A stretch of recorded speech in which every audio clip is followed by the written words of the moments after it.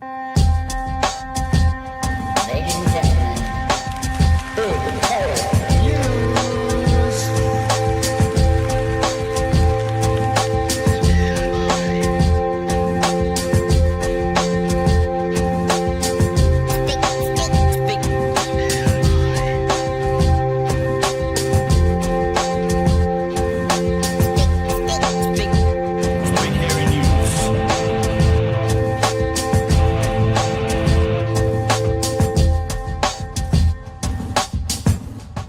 Hey, kia ora koutou te whānau. Welcome back to another episode of Big Hairy News. Best of, what are we at now?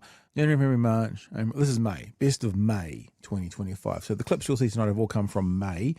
We do have 14 episodes to make, and those 14 episodes are obviously last year we did 12, and that was one each month. It was beautiful. So I haven't made them yet. So if you've got any suggestions of things you'd really like to see repeated in one of those last two episodes to make up the 13th and 14th episode, then hit us up, mail@bhn.nz, and I'll have a look what comes in.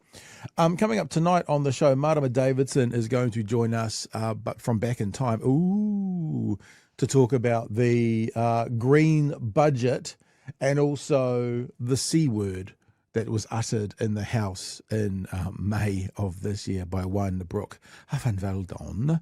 Later on tonight, we're going to explore the idea that Piers Morgan, who was a journalist at one stage, no longer understands what it means to be a journalist. And let's kickstart off. It kind of feels like happier times for Te Pāti Māori. May of this year, Debbie and Rawiri came on the show. I think they spent like 2 hours with us. It just kept going and it was great. In happier times, and there was lots of conversations going on there. The clip we're going to feature tonight from that interview was when they were talking specifically about their suspension. I'd like to put it to you the way we've been putting it to the audience, and then you can correct us or expand on what we've been saying, because I don't understand it altogether. Because what it seemed like to me was you guys were getting punished for leaving your seats, because there was other people in the House doing haka, right? They didn't get punished. The people who got punished were the ones that left their seats. And then you look at things like Julianne Genter, bless her, love Julianne, left her seat, went across the House, literally touched people's things, said, sorry, got nothing. So we're trying to figure out exactly what happened altogether and why the hubbub. Julianne Genter was accused of intimidation, same word, nothing. So can you guys expand on it the way we've been thinking about it and trying to explain us? Tell us we were wrong, tell us we have got it right, and we'd love to hear from you about the overall situation. Good wānanga. Yep, Rawiri. Well, awesome to be here this evening, lads. I've seen your podcast come over our social media, which tells me I've got good algorithm on my computer or my phone. It pop up everywhere. That's the first thing, and just to acknowledge our quarter tonight. So, in regards to the suspensions, it's a bit of a head scratcher because we actually do not know why we've been suspended. So, there is the leaving the seats quarter that you've just shared with us. There is the quarter that's come out where they've said we were intimidating. Just to be clear that maybe half the House was intimidated, the other half was invigorated because they all stood up and supported him. And then the gallery as well. In the gallery. And there's other corridor where we stopped a vote. We are the last party to vote in Parliament, so we didn't stand in between anybody else's vote in the House. And so you heard, Judith Collins tell a bit of a fib. Telling, actually, they talked about the no bullshit budget. Well, she made a bullshit comment where she said that we stopped ACT from voting when actually ACT voted 2 votes before us, because it goes ACT, New Zealand first, and then us. And she said this on national radio. So I want to just put it, just to correct everybody, is that we didn't stand in between any other party's vote. We are the last party to vote, and we were still voting. And so the haka was about us doing our vote. So I'm not quite sure what the punishment is. I can tell you the standoff between us and the Privileges Committee. I think that also has a lot to do with it. I think the biggest part of it is having haka and tikanga in the House. Actually repulses some of those MPs, especially the older ones like the Judith Collins. And I think Judith Collins found an opportunity for a bit of revenge, because one of the first hakas I performed in the House, when we first went in there in our first 3 years was against her and her racist rhetoric when it came to the He Puapua report as the leader of the opposition at that particular time. And so, just a bit of context around why the heavy 21 days, because that's unprecedented. You've never seen anybody get suspended for 21 days in the whole history of Parliament since 1853. Not even Muldoon, when he misled the whole country about telling a bullshit about a law. He never, he only got 2 to 3 days.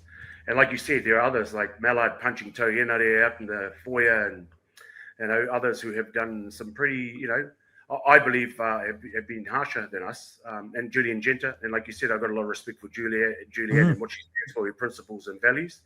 But also, I thought that was, more severe than what we did in regards to the House. But hey, bring it on. I'll take the 21 days over an apology any day, because I will not apologise for being Māori, and I will not apologise for accessing the tools of debate that are common or even, that we use in our own spaces. I love that you say for being Māori, because my little mate here sitting beside us, when we talked about this, as I say, as a couple of rodeo clowns, says punishing Māori when they do Māori things, punishing Māori for being Māori. What I hear you saying is you're basically saying, yeah. And we had Tanya on last week, Tanya Waikato. Right. And she was basically saying not only was it was okay to do it, it was appropriate, and it was the time it should have been done. So in other words, rather than saying no, don't do, speaking from someone who doesn't really understand it, although we're all trying to learn more, it was the right time to do it. Can you speak to that, to educate some of us who aren't quite so much in the space? I think that's a really important part of the context, is that, and you heard that in Judith Collins's Judith Colonizer's kōrero, in that every comment that's been made has been without context. So it hasn't been about, this was one of the worst, probably the worst in our living time bill that has ever come to the House. It was the most, revolting attack to Te Tiriti. So they've deliberately distanced that reaction to something that they were responsible for. So I think there were really two things here that are at debate. One is our tikanga makes them feel extremely uncomfortable, and we are being told that, this is when you're allowed to use it, and this is when you're not. And when it comes from the puku, when it comes from somewhere really deep down inside, in reaction to the politics that we're being exposed to, hundreds of thousands are being exposed to, 300,000 revolted and, broke the system with the Treaty Principles Bill Select Committee process. But the other thing that I think is really important, which we said from day one, we went into a committee that was already fixed. It wasn't neutral. They would never make a jury.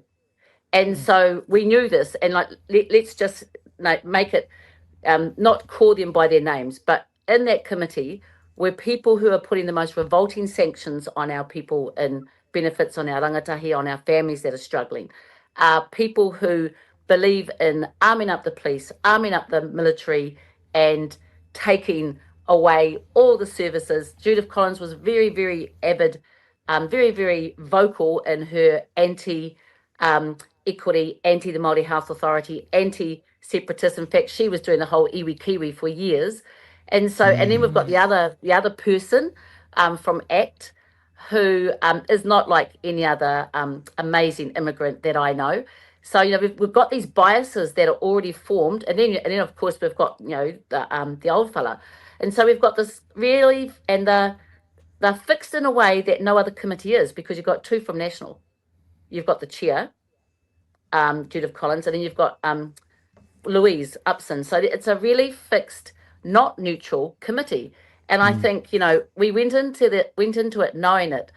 And I guess one of the things that they're trying to do is cover up in their process, act like they're civilized, and put a shot across the bow, not using their finger, and tell us where to go. And we've sort of gone back and told them where to go as well. And I think we have to really see this for what it is. We represent a big threat to what it is that's going on. So this isn't performative. This isn't about, us having a tanny and all the way that the right wings tried to make it look. This is actually about them trying to power up and do what they've done to every other marginalised, disabled, takatapu, rainbow community, and they're pissed because they've been able to get their way and they haven't with us. And watch for next week. We had Chris Bishop taking a photo of us and our empty seats because we weren't there to meet him in his blue ribbon, budget. Like, you poor Chris. He was in tears.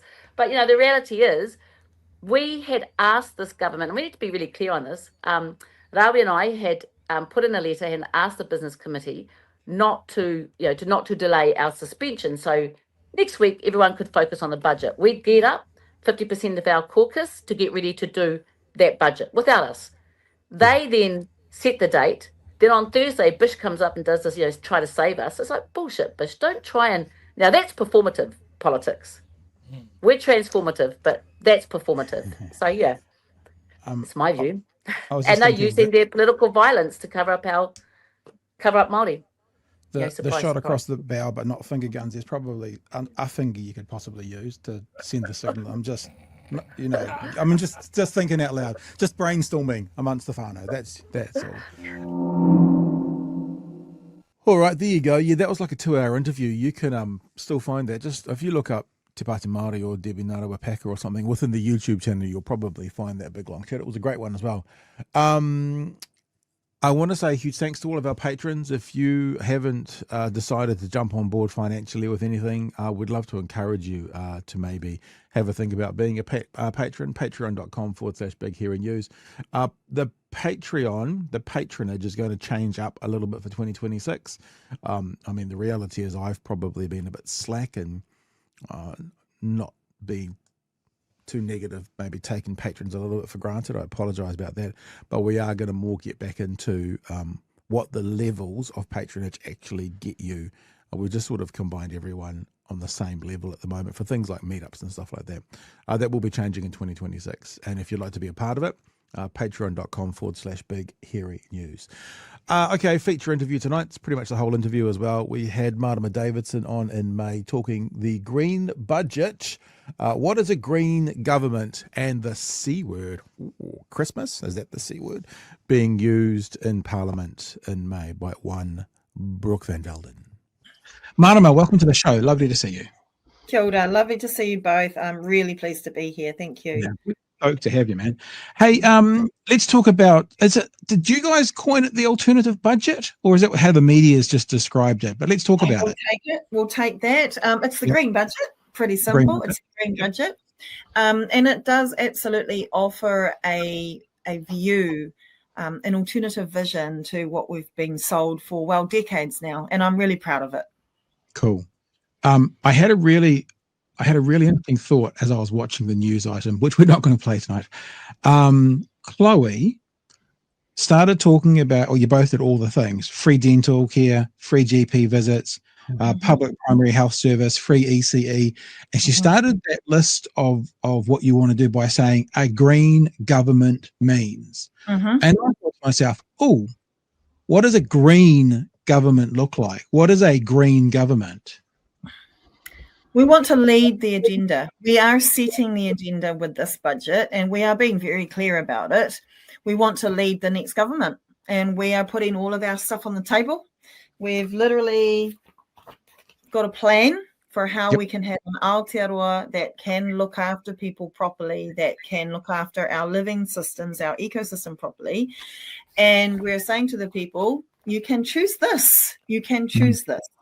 And that would help us to have Greens at the heart, Greens leading the next government. It's up to the people, and that is our point. And we've got a plan, we're putting our cards on the table, and that's what we're offering and getting behind.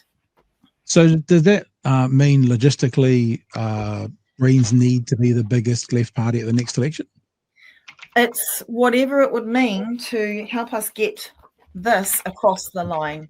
And, that can look different ways. You've seen this government being sort of led all sorts of paths by its other partners. So our point is it's up to the people to create and choose what the next government looks like.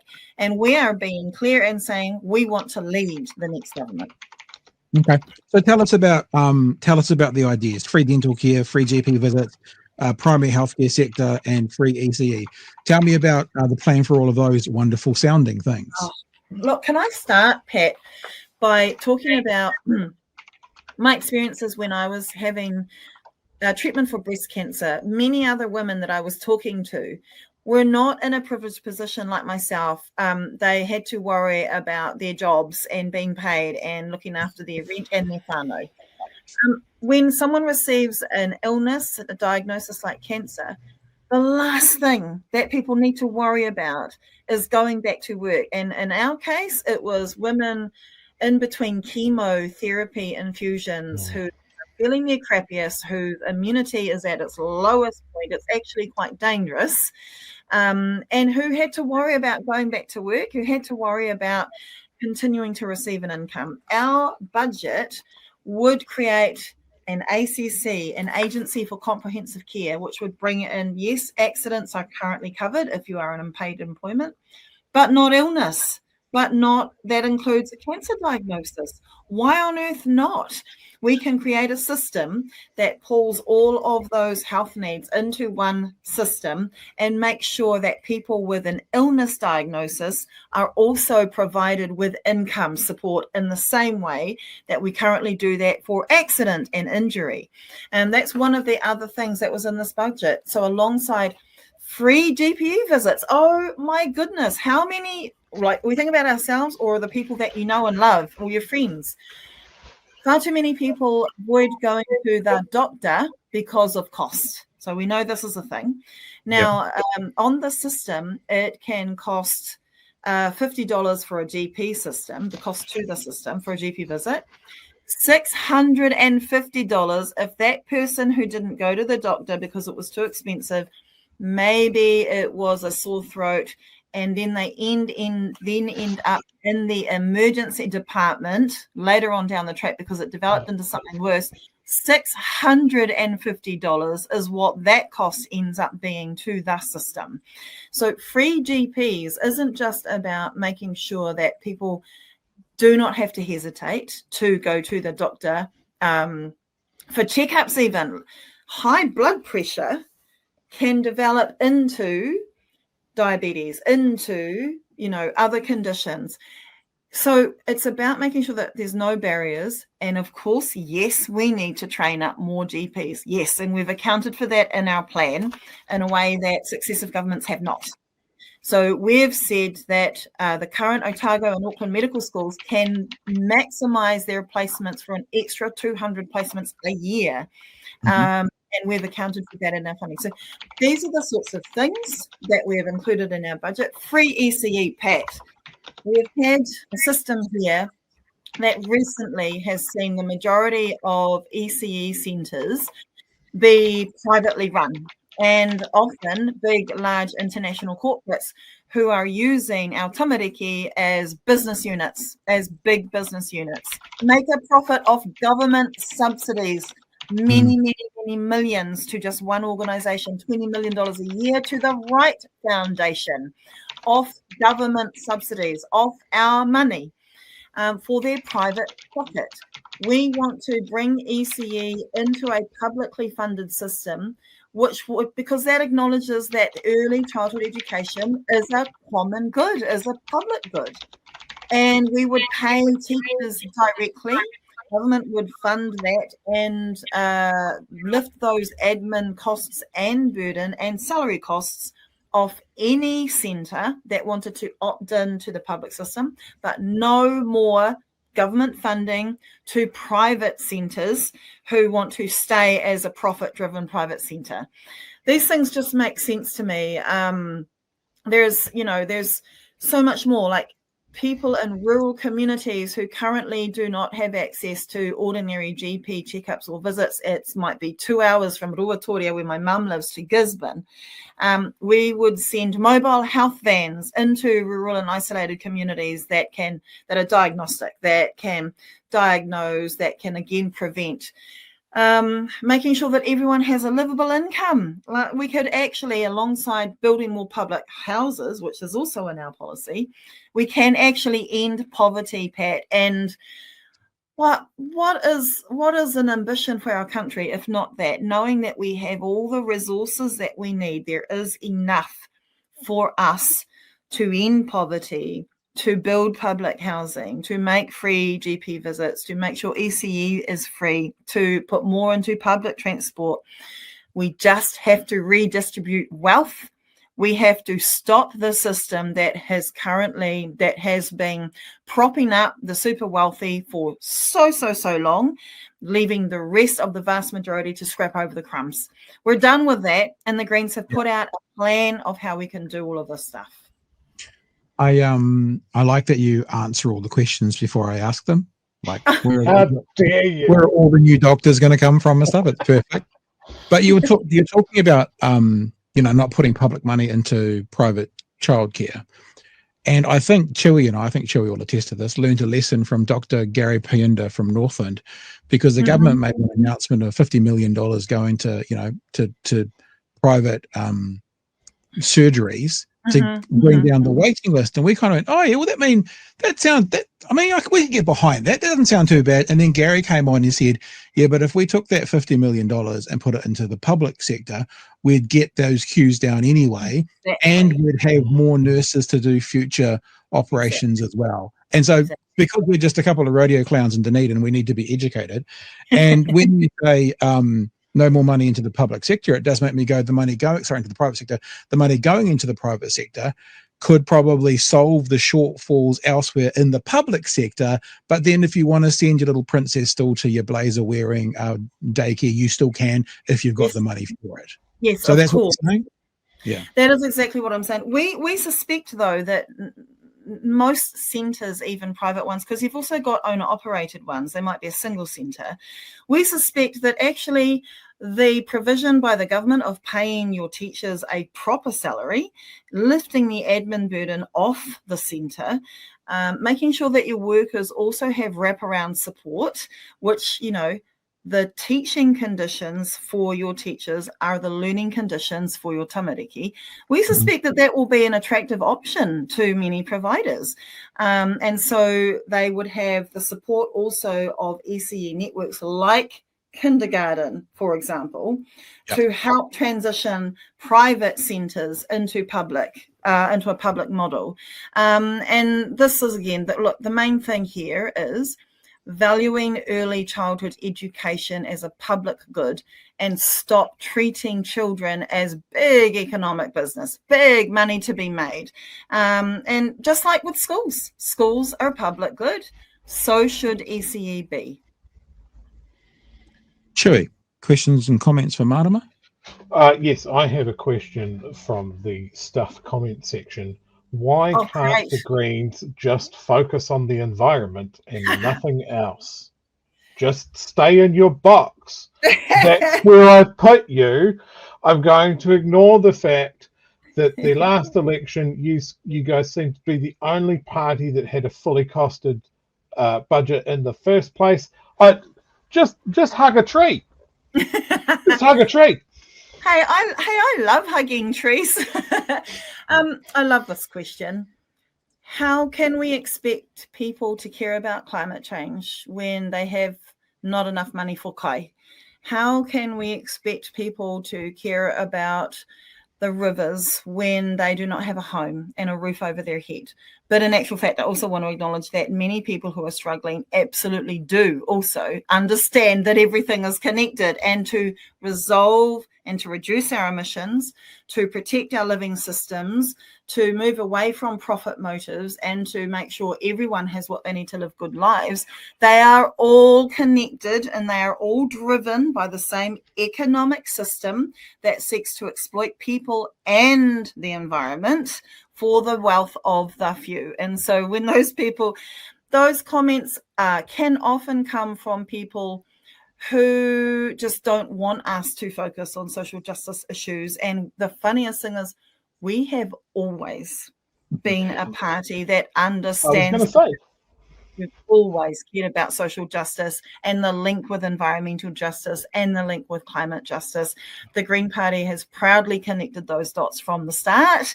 We cannot be environmentalists without being social justice warriors, and we're really proud of that. It's almost like none of these things sit in their own individual box and don't affect the thing in the next box.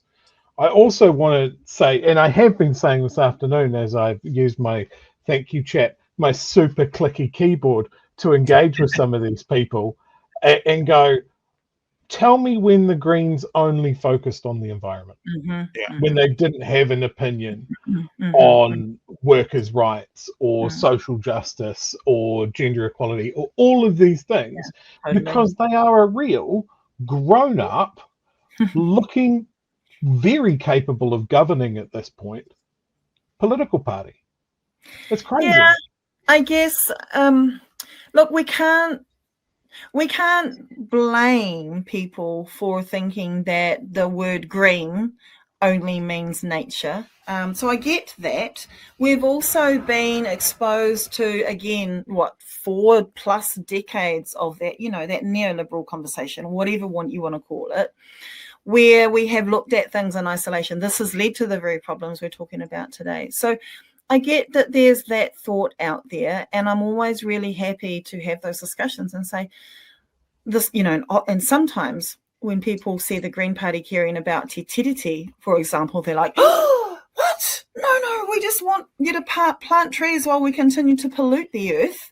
We'll just plant some trees. So, yeah, I love those questions. I love when we get the opportunity to talk about the Green Party, connecting all the dots. All of it is connected, and we want to address at its core the economic system, which tramples over people and the planet, because we care about both. My second question from the stuff comment section: are you paying for this with the hard-earned wages of the average New Zealand worker? You're coming for all of us, right? This is the only way that this works. It is the current economic system which has taxed people who earn instead of people who own. The Greens want to turn that around. So for our workers, actually, we are good news for you. We instead want to tax wealth. And for far too long, our economic system has pumped up people who already have more than what they need, and has instead penalized people, ordinary people, who are scrambling for crumbs. When you have got an economic system where only 311 households in Aotearoa own more wealth than the 2.5 million rest of people, then that is the economic system that working people have been made to suffer. That is the economic system that has kept wages low.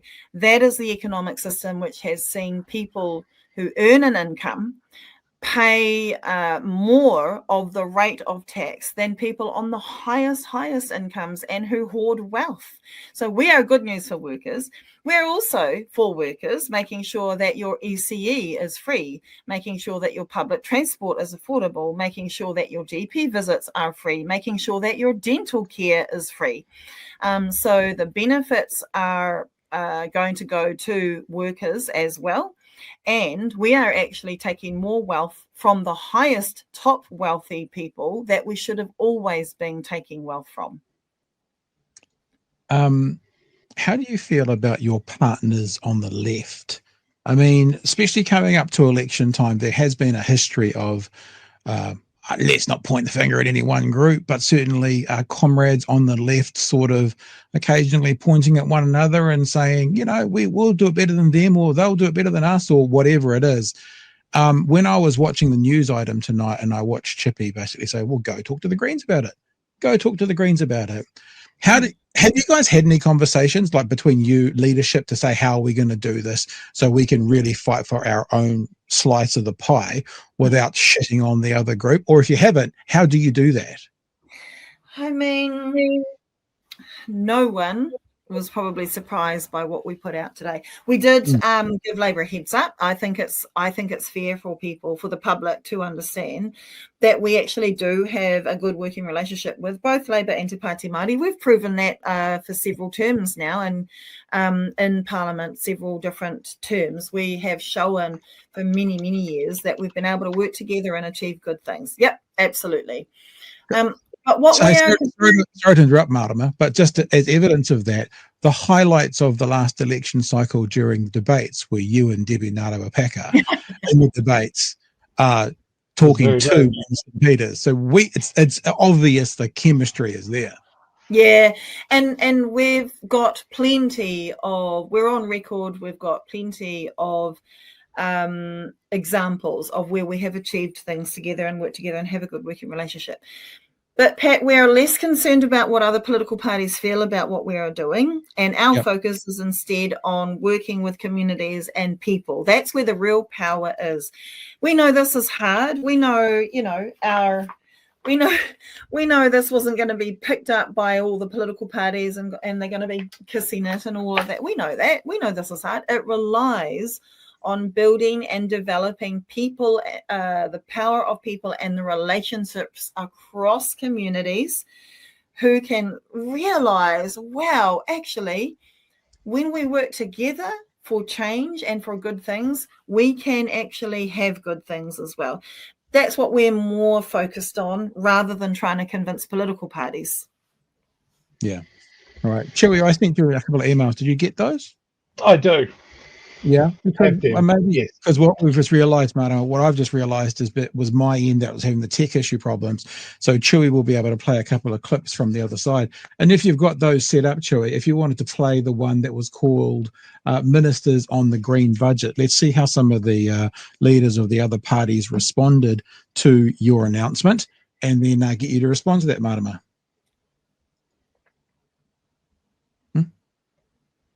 Absolute circus. Look, this is just left-wing Trumpism. I've got the manifesto by Marx and Marama Engels. Here it is here.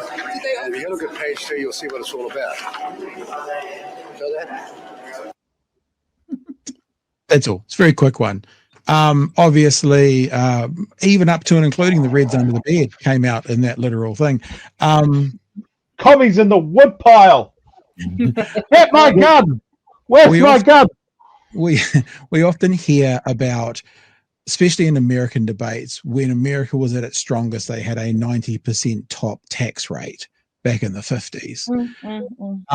What do you say? I mean, like, do you still try and educate these people on what you guys are doing, or is that vote a lost vote and you really just got to spend your time engaging and firing up your base to be engaged? No one's a lost cause, I reckon, because I know for a fact that people in communities, New Zealanders, care about everyone having a home. I know that New Zealanders understand what fairness is. I know that New Zealanders can look at the picture and say, hey, why am I working my ass off really hard and I still can't make ends meet? And we've got people sitting on 20 plus houses. Is that right? No, it's not. So it's actually just about being brave, not even brave, just clear and staunch on what we value.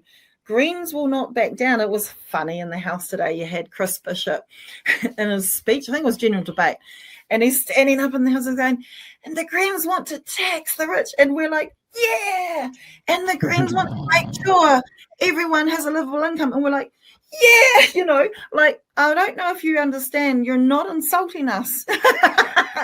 And so what is most important here? As I said, ministers of the government, they'll say what they want to say.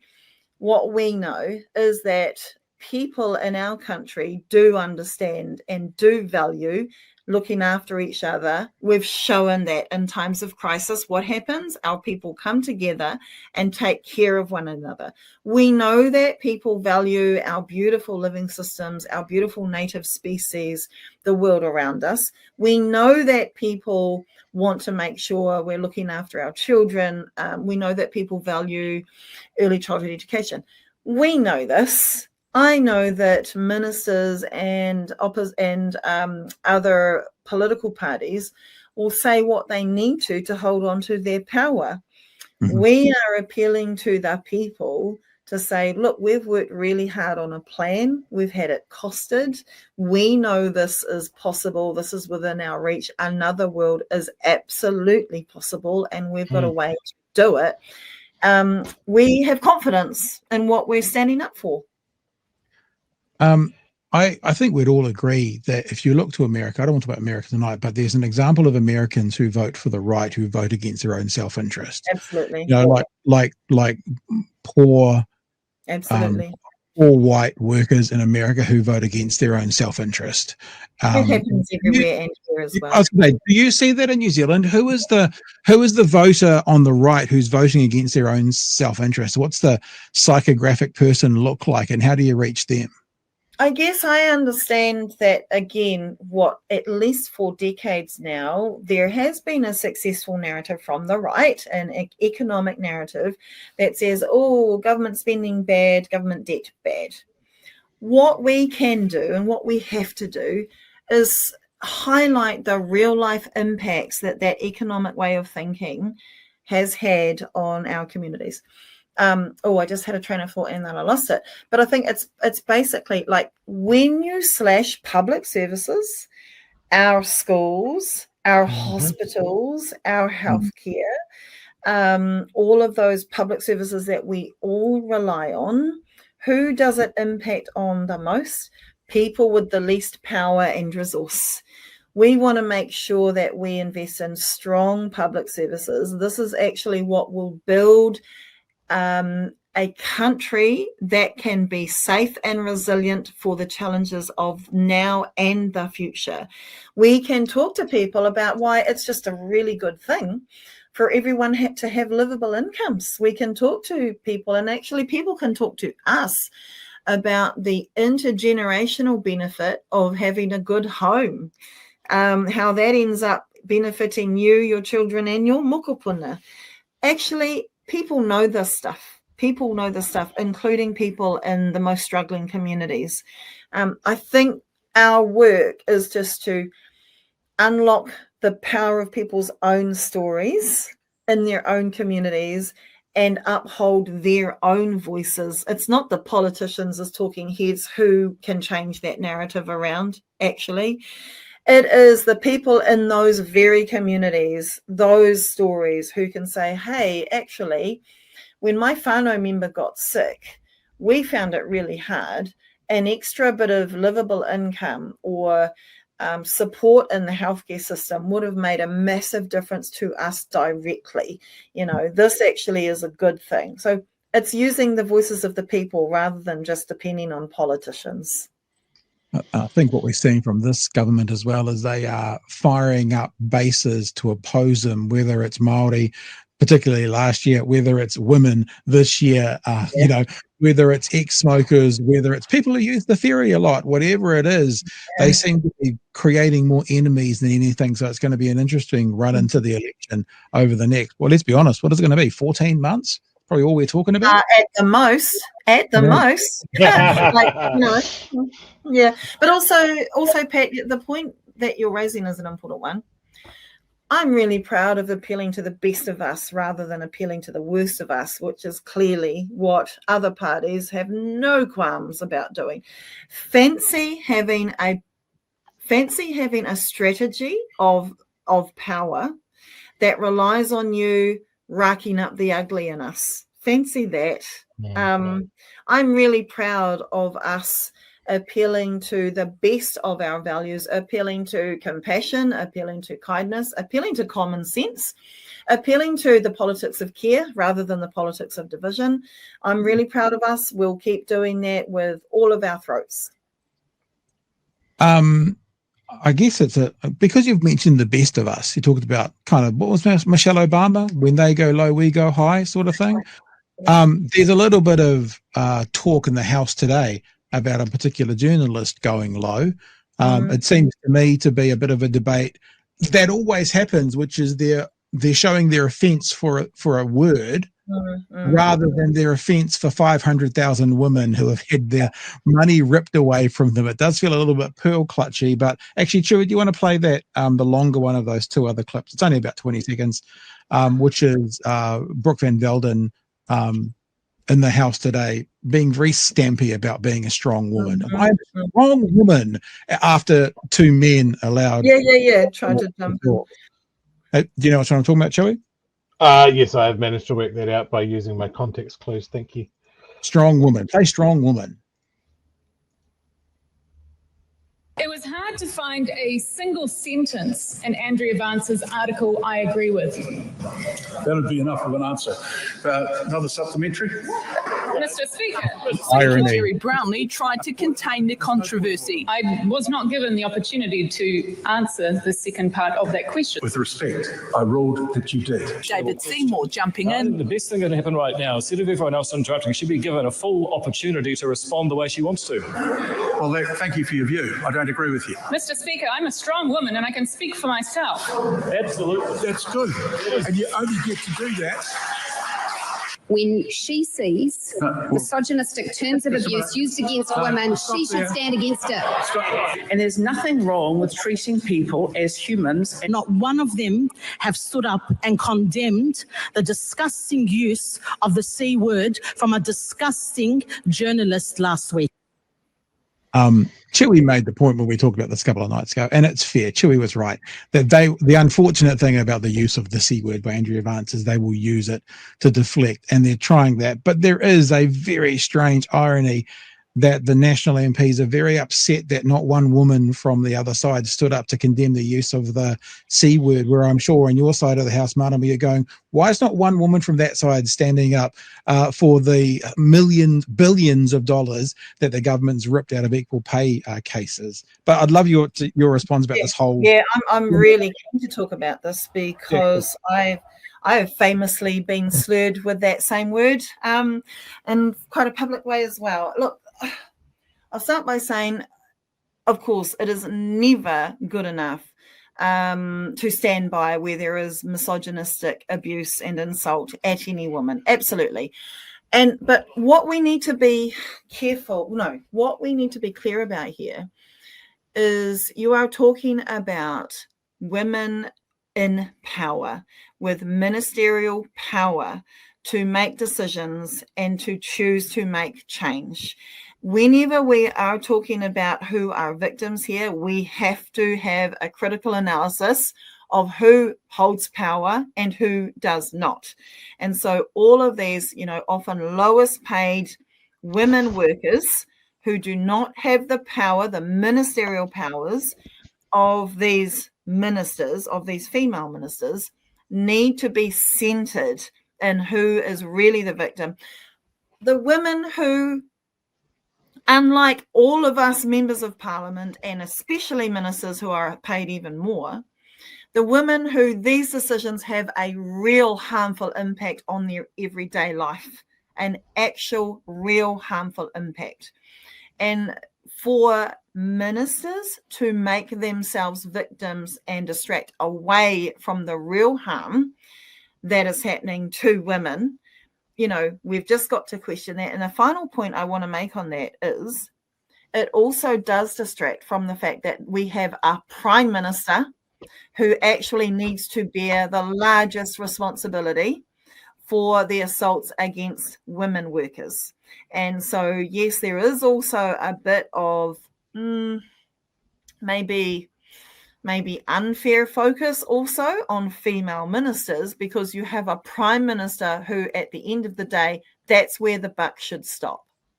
Can you just unpack that a bit when you say the responsibility, just for those of us who aren't maybe quite as quick as Chewy?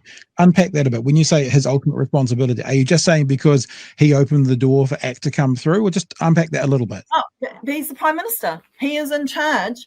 Right. It's literally in the name. It's literally in the name. He is the prime minister. The responsibility for his government's actions stop with him. And so, we also need to put the focus back on the prime minister. Yeah. Do you think there's a lot of people, of course, going, but you guys got so up in arms when people said stuff to Jacinda from the outside looking in? it seemed to be now they're comparing a torrent of dangerous and violent abuse thrown at a female prime minister versus one female columnist saying one thing. It doesn't feel like it's the same to me. What about you? Yeah, and the comparisons, of course, are not the same and not the same situations. I never want to minimize misogynistic abuse at any women. I never want to do that. But what I will always do is center and have a critical analysis about who holds power in any debate, in any discussion. And that's what I will continue to do. Yeah. Chewy, anything else you want to add in? Yeah, look, I knew it was going to go this way when that word was used. But like the government is treating this as if an opposition MP said it rather than a private citizen, a journalist. No, that did seem weird. That seemed really weird watching the news tonight with national MPs getting up and going, but Andrea Vance, and you're like, but she's not over. What? She's not over there. It should be the phone call. She wrote an opinion piece. Yeah. I mean, I'm very clear that I think it was a dumb move. Okay, I get the feeling. I think it's earned. But I don't think she should have done it because it has given the ball to the government to go, they're using rude words about us now. And I think that's why the rest of us have a responsibility.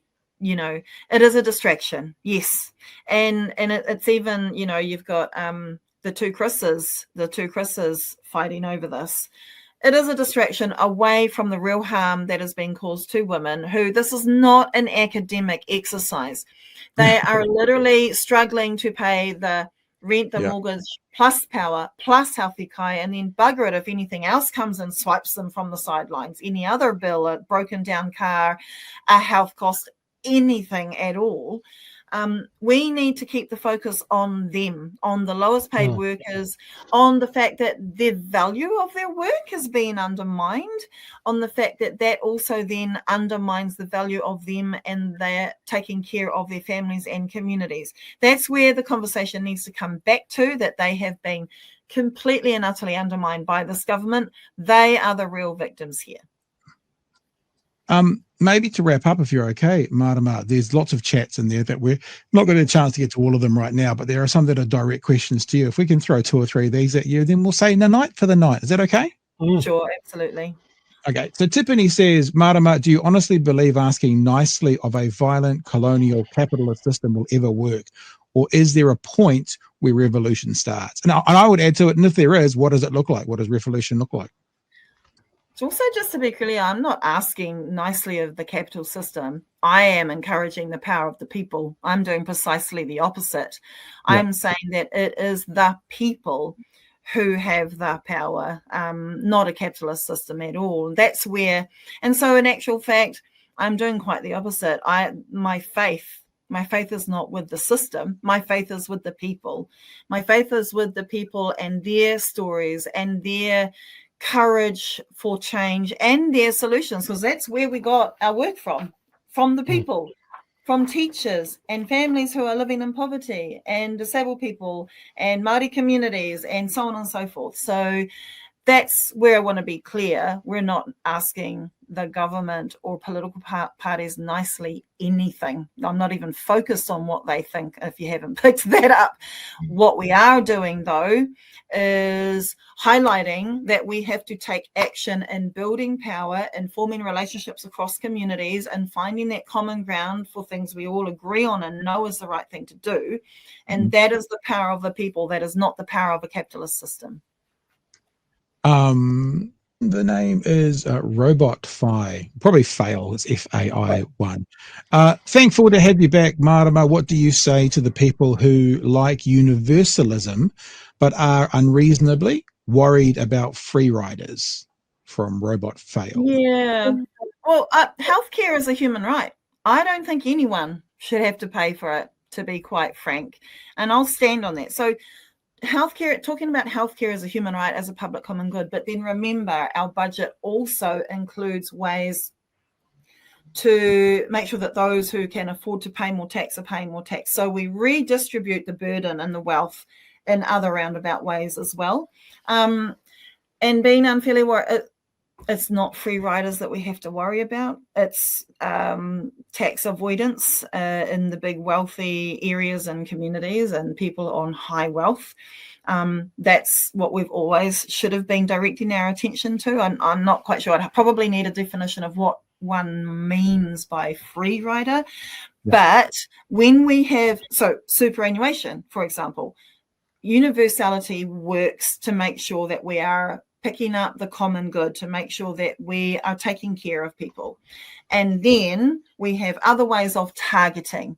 So our health part of the budget includes immediate increase in what's called capitation funding, health funding to Māori and Pacific communities, because it is clear that there are inequities there. So, yep, we want everyone to receive free GPs as a human right, but we also have ways to specifically target where there has been extra need that has been neglected. Two more. One's just a comment, but I thought everyone would like to hear this. Kiwi Birds outed themselves. I went from ACT to the Greens. People can change. There you go. Oh, thank you. That's a heartwarming story. Thank you. I appreciate that. Last question. Yeah, this is an interesting one, actually. Somosaurus says, Marama, I'm still arguing with people about your straight white men comment during the Parker Posey protest. What should I say to push back on it? Yeah, me too. I still get that from time to time. And I don't feel like you have to push back on it too much. You may not be able to convince people. And I always say to people, if you're just having a real hard time on one point, then let it go, and try and just pivot instead to the good things that we're offering. I also put a Facebook post up myself, and I've really encouraged to help walk through the situation. And to be clear about what I actually meant, which was about the gendered nature of violence. And so feel free to, you can Google Marama Facebook. There's some search terms that'll help you bring it up, and feel free to direct people to that so that I have to explain it and not you. But it's about pivoting the conversation back to, but actually look at the good work that the Greens are doing. Look at the inspiring vision where we can look after each other and our planet. That's what people can also bring the conversation back to. Can I offer one thing as well? Because when people are doing that, they're doing that well-known thing, whataboutism. Yeah, I've recently started saying to people who do that to me, I go, whatever it's about. Let's say it's about the C word thing, just in it. I go, when you can identify for me how your point changes the point I'm making or answers the point I'm making rather than just distracts from it, then I'll engage with you. But for now, this is my question. So basically going, you're not answering my question. Your whataboutism, fine, but that doesn't take away from my question. So how about we don't use the whataboutism as a defense, answer my question, and then we'll deal with your whataboutism, because that's what it is. It's like when your whataboutism, when you can demonstrate to me that your whataboutism either adds to or takes away from my point, then we'll engage with it until that answers my point. That's sort of what I started doing. Yeah, and look, I just want to acknowledge that it's up to everyone is in a different place when it comes to how much energy they have got to engage in bad faith conversations, or whether people just want to protect their energy for genuine inquirers is a really good space for people to engage in. You will have people who maybe disagree with us, but are genuine inquirers and are asking, wait, why? Yeah. Those are good conversations to have. With bad faith conversations that you're never going to get their agreement. People should feel free to not have to use their energy, but I know that there are some people who like that job. It's not me. That's me. Yeah, that's I'm ready to go to war. Yeah, totally. That's the classic response is, okay, if we're going to have a conversation, are you prepared to change your mind? And if they say no, I go, well, I'm not looking for an argument. Thanks anyway, but we'll move on. Whereas Chill I would say, am looking for. I'm here for the argument. Where do you park your private jet, and why is that a concern that they're going to be taxed now? Oh, you don't? I love that. I love that we're coming for your private jets. I'm ready for that one. Hey, look, I just want to say, as a straight white man, when you said that comment and everybody got all twisted up about it, I was just like, why? Why are they all it just seemed like a gimme, and I certainly didn't take it personally because I'm not responsible for all gendered violence. But people were like, but I'm a man.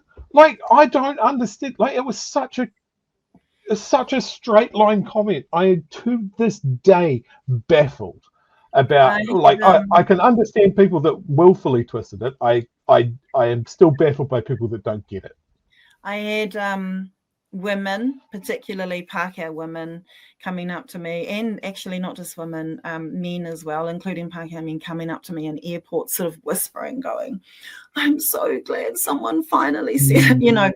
Women who particularly had felt invisibilized and unseen in their own experiences of violence.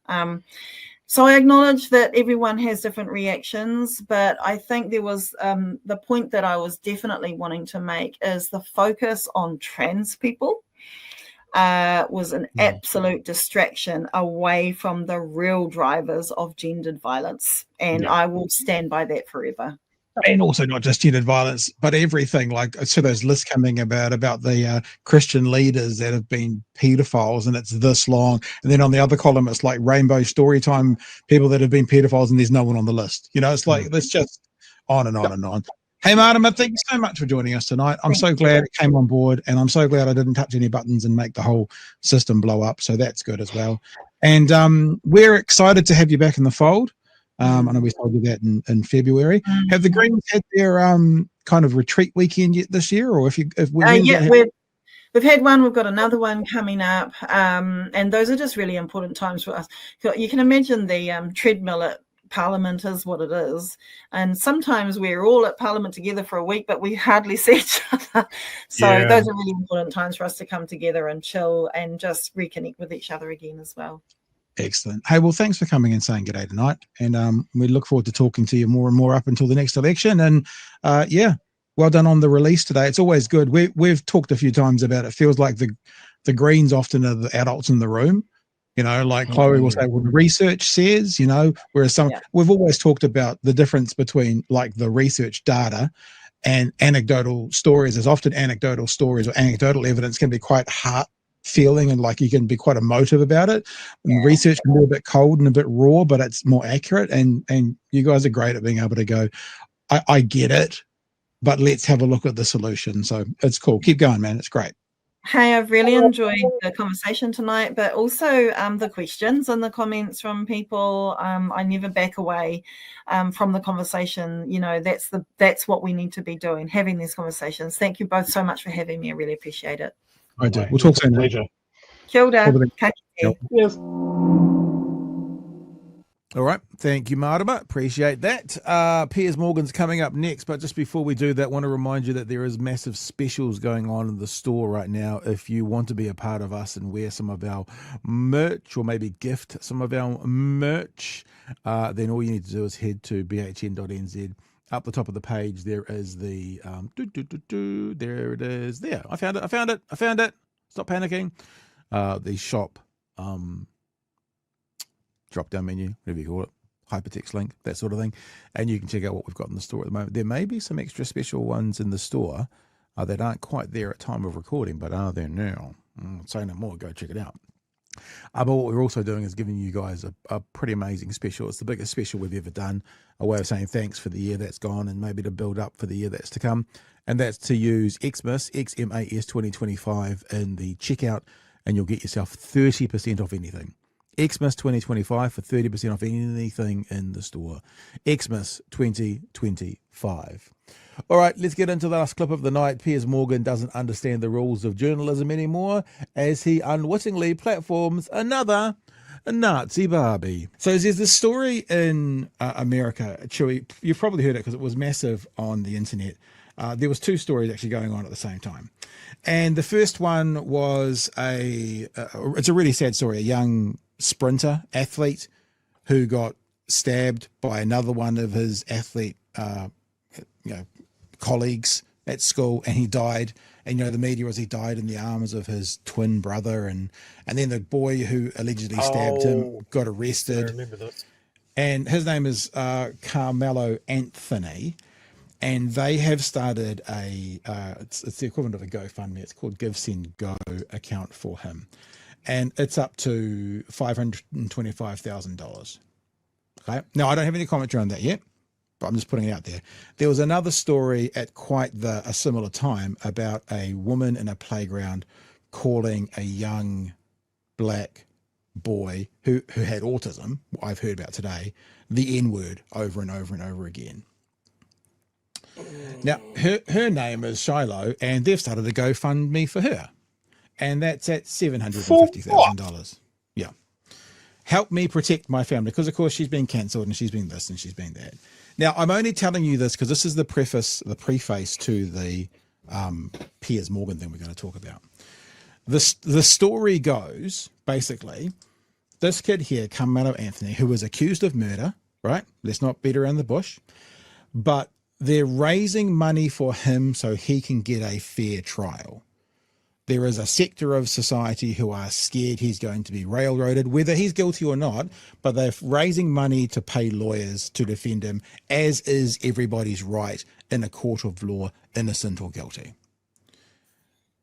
This lady has been, her GoFundMe thing has been populated by neo-Nazis, white supremacists, racists, basically talking about the Aryan nation and we must protect our family. So she's being rewarded for calling a kid the N-word. He's receiving money to help defend him in court. He may be guilty, it may all happen, but they're the two reasons behind these things. So there's a third lady involved. This is the lady. She is called Lily something or other, Lily Gaddis.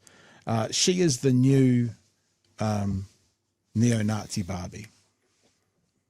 Oh, another Fascist one. Barbie, racist Barbie. But you know what? I know people think about that shouty one that's always on Fox News. They even speak the same. I'm not going to play this all for you, but just so you hear. There's Mom Shiloh Hendricks going viral on the internet right now. She told sounds exactly the same. Now, she did a X post, a tweet that's had 2.5 million views. White people are finally fighting back. Stand with Shiloh Hendricks. Shiloh Hendricks is the mother yelling the N-word at a 5-year-old at a park. So you have the background. I want to talk about a couple of things here. The first, and I've said this before, how Piers Morgan is no longer a journalist. He platforms a neo-Nazi and he doesn't know she's a neo-Nazi. He platforms a white supremacist and he doesn't know she's a white supremacist until about question number 3. Like, I read the tweet and I hear what she's about, the support of the mother shouting, and I go, yeah, she a fan of the white people and around her. And so I want to show you a clip where in real time, Piers Morgan realizes what his show has become. Now, the second part of the conversation is platforming people, because there's a clip from the end of the show, and we've had conversations here about what we do, but where Piers Morgan therefore challenges this lady to use the N-word on his show. Go on then, say it. Go on then, say the N-word. And I'll leave it at that for now, but it's a really good lesson why, blood on the floor, like for media, maybe not getting the most salacious thing out there is beneficial because it can be harmful. Right, that's pretty much all of the setup. This is like 3 minutes. You will get that she is a white supremacist from about the third word she says. Just think this is probably the biggest, if not the biggest, one of the biggest online news shows at the moment, getting on people who he doesn't know who they are or why they're there. Well, Lily Gaddis, you posted a defence of Shiloh on X. It's been viewed 2.5 million times, in which it was entitled "White People Are Finally Fighting Back." Right. So that's all you need to know. Fair, Chewy? White people are finally fighting. So now we know he doesn't. He has no idea. The stand with Shiloh Hendricks. What did you mean by that? Here's the thing. White people have been under attack for years. It's been Enough? You got enough now? If you weren't clear then, you've got enough now? Yeah. Piers is still not quite there yet. systematic racism. As much as Black people and people of color want to talk about systematic racism in the United States, it's quite the opposite. They get preferential treatment when it comes to getting a job, when it comes to getting into colleges. And if you weren't convinced already, we're well past. We are well past out there. Piers Morgan still doesn't know. White people, on the other hand, have been getting attacked relentlessly. Look at 2016 and BLM and all the riots. We just had to sit back and watch people burn down our cities and do nothing about it. So the way to fight back against essentially this anti-white hatred that's been systemically, ingrained in U.S. society is with white unity. We don't see white unity on Hang on. Okay, but hang on. There you go. So 1 minute in, white unity was the phrase for Piers Morgan to kind of go, well, hang on, what? Hey, what? Hey, who's on my show?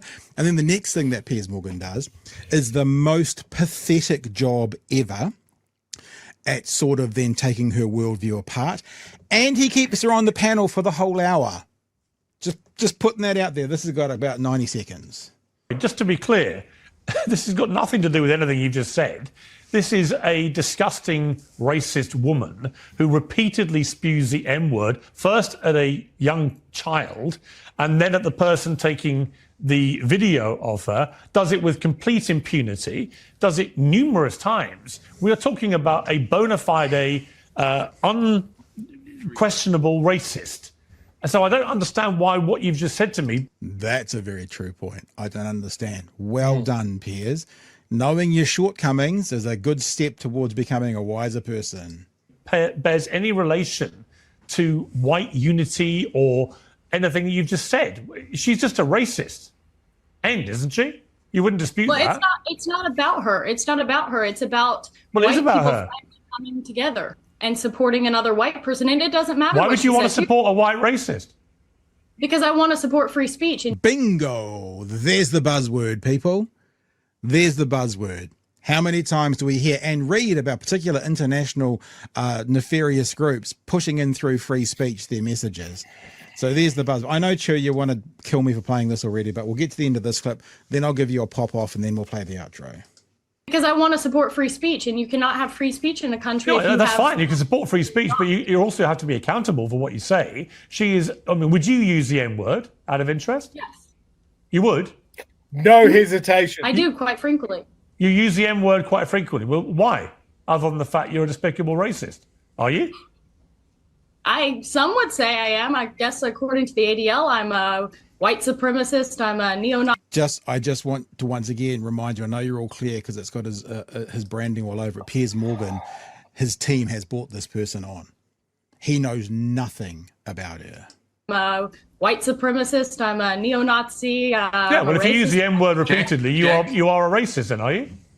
Sure, I'll embrace that. If that means forwarding, I'm sure you've helping white people it. achieve freedom of speech, real freedom of speech, which, by the way, Shiloh Hendricks is being attacked on all fronts. They're trying to bring legal charges against her. They're trying to get her children taken away. So you were saying Carmelo Anthony, it doesn't matter. That's a different. Sorry, but just to be clear, you just said. Just to remind you, Carmelo Anthony is the black teenager in the other instance. So this is the thing. The thing is playing these off against one each other, thinking that they're the same because they're both on the GoFundMe earning being given hundreds of thousands of dollars. So they're trying to say it's the same. She's trying to say it's the same. To me, you use the N-word regularly. In what context? Do you use it with black people? Yes, if it's appropriate. When would it be appropriate to use the N-word? When would it be appropriate? Anytime I feel like it. So you're an unashamed racist. Correct. So, Chewy, there is a point to this. Trust me, there is a point to this because we also are about to see in real time how that can harm right? And from a media point of view, I in the past have probably been one of the not platforming people. Like I sort of have a bit of a rule that I'll go on their platform, but I be very more reticent about bringing them on my platform. But when we've done that in the past, Chewy, you'll attest to this, it hasn't been like a what? So hang on. So you don't believe in the vaccine? I didn't know that, as opposed to 40 pages of notes for the preparation. But Chewy, you want to go, so go, sir. She's got a hell of a lot of teeth for someone with opinions like that. Like first observation. Second observation, her first comments, her little rant that she went on. I've spoken a couple of times of my activity, my anti-racism activity earlier in my life. That would not be out of order or unheard of on the Stormfront forum. Of course. It's the sort of speech that would happen in the dead of night in rural Alabama in a shed with people all wearing their bed sheets. Under cover of darkness. Even they knew that you just couldn't roll like that. She's happy to go on a huge show like Piers Morgan and just say absolute conviction, absolutely sure of what she's saying, zero fear of consequences. And she's worried about her free speech. I'll point out again, I've said this before, free speech means the government can't throw you in jail for saying something. It's not freedom from any and all consequences for the things that you say. And this is why I point out she looks like she has a head full of teeth, which seems wrong to me at this point. I also love, and we saw this with Posey Parker, and we see this with others, media outlets in New Zealand that call themselves independent while being funded by right-wing Christian fundamentalist groups, is that if my message was sitting comfortably in the world of that kind of person, I would be questioning my message. You know, why did literal neo-Nazis turn up to Posey Parker's protest in Melbourne? What is it about the message that they are attracted to? Even if she disowns them, the enemy of my enemy is my friend. And the people who, and it's a little bit like, you know, if there's a conversation going on around Israel at the moment, you can have people who are critical of the policies of Israel and what the IDF is doing, right? And then you can have anti-Semites. And sometimes parties may say, or they won't say the same thing because there's a different reason. But I guess what I'm saying is you've got to be careful who you get into bed with. You've got to be careful and got to check yourself with the people who are agreeing with your philosophy. You know, it's worth asking the question. And why are they not our side of the argument? As far as Piers Morgan goes, I mean, it's great that he obviously pointed out the biggest, most obvious thing of like, oh, holy shit, you are an unapologetic, supremely confident in your point of view neo-Nazi that is on my show now, and this should have, at any point he could have dumped her off that show. Yeah, at that was the start of the show. His production crew could have gone, oh, actually, fuck no. There's nothing. There's literally no benefit to bringing this person on for us. Mm-hmm. Like I like that timeline of things where people just go, hey, I've got an idea. Let's ask the Nazi what they think. No, we did that.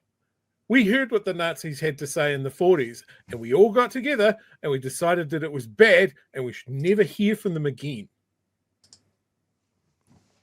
I also just thought as I was sitting there, my analogy wasn't particularly good because being critical of Israel is different from someone being critical of Jewish people. So it's not really the same argument, but we'll leave that. So it's not quite the same. It's not at all the same. And can I just say to Two Boots, not a fan of giving this airtime. It's fair. I said at the start, some people wouldn't be, but now we're going to go into the wrapping up part of it. And there is a lesson here for people in the media, right? Mark Lamont Hill. Mark Lamont Hill is an author, an academic, television personality, and he is the gentleman in the middle with the suit, jacket, and shirt on, right? So that's Mark Lamont Hill here. Now, I think this is really important for all of us to see. And for those of us in the media, this is important to see as well. Because what happens now is basically Piers goes back at this, Nazi Barbie again, and then he tries to challenge her to say the N-word there and then. And I want to show you an example, a really good example of why getting the tastiest, juiciest, clickbaitiest piece of content or headline is not always the place to go. And Mark Lamont does something brilliant here. I don't really care what people think about me. As long as you care about what people think about you, you have no power and you lose your country. What I care about is freedom of speech. And if you're not allowed to say the most offensive things in this country, you do not have freedom of speech. I don't care what anybody says. So that's the main crux of this situation. That's what I care about with this situation. It is, we have lived for far too long in a country where you can have your life destroyed. And people say, oh, she doesn't need this money. Her life's destroyed, by the way. She'll never be able to get another job. She's got children to have to support. And I don't want to live in a country where you can say an inappropriate, rude thing, which, by the way, Black people can say things to white people all the time and they never get canceled. There's no backlashing about this. I want to live in a country where people are allowed to say what they want unashamedly. And you can. This is the thing, though, It's like the right want freedom of speech so they can say the N-word. It's actually literally what we've said before. It's like I feel like the left talk about freedom of speech because they want to be able to discuss and debate and that sort of thing. That's how I see it, at least. But the right want freedom of speech so they can say the N-word. So I just wanted to play the intro part first before we get into the lesson for the media. You will go on not then, have say it. Say you the will M- not have Go on, free say speech. go on. Say the M word. Go on. No. hang on. Invite. No. I don't want you to invite this woman to say a racially harmful term in front of me because I'm the only on here. So if she says it, I'm the victim of it. So please don't invite her for ratings to call me the N-word because that's basically what it's going to be. There's a bunch of white people up here. You and one Uncle Tom on the left here, and to ask her to say the N-word while I'm here is ridiculous. You would not sit here with a Jewish person and say, please use a Jewish slur in front of this Jewish. It's ridiculous. I understand you don't have any bad intent, Piers. I understand what you're trying to do, but we already know she's racist, and I don't want to invite a racial harm to me. I hear you, and I accept that, and we'll leave it there. In real time, live on TV, seeing someone responding to how going for the blood, getting that great clip. Piers would have known that would have been a great clip if she had said it. They would have gone all over the internet. Is not just harmful, but harmful to someone sitting in there participating in the same panel. I just think that's a really interesting message and a thing to think about, especially for us. Maybe it's just for me and you, Chewy. Not that we run this kind of game, but it's interesting to think about where it can go and what it can do. I put in the chat, like for the people that are watching this, like this stuff does bleed through to us here in New Zealand. There will be people here in New Zealand that agree with that dreadful woman, 100%, and will look for the same opportunities to do so. I think the point of us playing it there is A, it's shocking. B, it's so we can see signs of it here and fucking stop it. Piers Morgan's a contemptible piece of shit that is wrong more times than he is right. And for all of his sitting there and going, oh, this is terrible, and being an avowed racist is bad, he still let it happen. And he let it happen for an hour. Yeah. So yeah, if that first clip was in the first, say, 7 to 10 minutes of the show, he should have been, yeah, bye, and she should have been gone. But he kept it there for the whole show. That would be a clip that I would roundly applaud. Have you seen that? I'm pretty sure it's a joke clip, but it's a French show of, I think it's called Flash Debate, and they've got two people on, and one of the people is transgender. No, I don't think. And they go, oh, so you were a man and now you're a lady. First question, are you happy? And the person goes, yes, I am. And then the person goes, oh, yes, but the Bible. And he goes, no, shut up. That's the end of the show. I want to see that. I just want to, on the Piers Morgan show today, we've got this person. 3 words in. Oh, fuck. I'm sorry, I fucked up. Goodbye. All right, whānau, that's us done for another night. Thanks so much for joining us in these best ofs. That was May. Tomorrow night is June. Tomorrow night's a little bit of a Q&A special, actually. I'll just read for you the headings of the clips that are coming up. Brooke Van Velden destroyed on Q&A. How can anyone ever take her seriously? That'll be a fun one. Clip number 2, Ruth Richardson refusing to be accountable for all the pain she caused for the next 30 years. 2 interviews there from... well, not full interviews, but clips of interviews from Q&A. And also, do we remember this? One of the American highlights of me for this year. A broken clock is right twice a day. And Tucker Carlson certainly was right when he had Ted Cruz on and embarrassed him about Ted Cruz's knowledge of the Middle East, the place that he was planning on attacking for the greater good, even though he knew nothing about it. That's tomorrow night. That's June. This night's been May, and I will see you again tomorrow night from 9 for another edition of the Best of A Big Hearing News. Hooroo.